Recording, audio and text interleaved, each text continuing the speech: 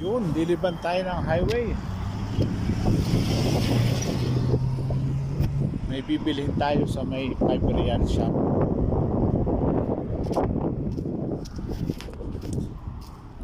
Magluluto tayo maya. May bibilhin tayong ilang gamit para magamit natin sa pagluluto. Yun, muna tayo. Yan, no? Malapit lang naman. Dito yung 5 real shop.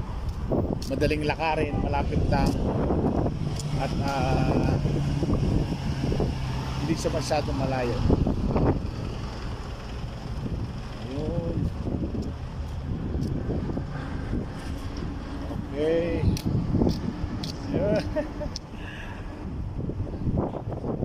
Mainit ngayon dito Pero okay naman. Simoy naman ang hangin, medyo malamig.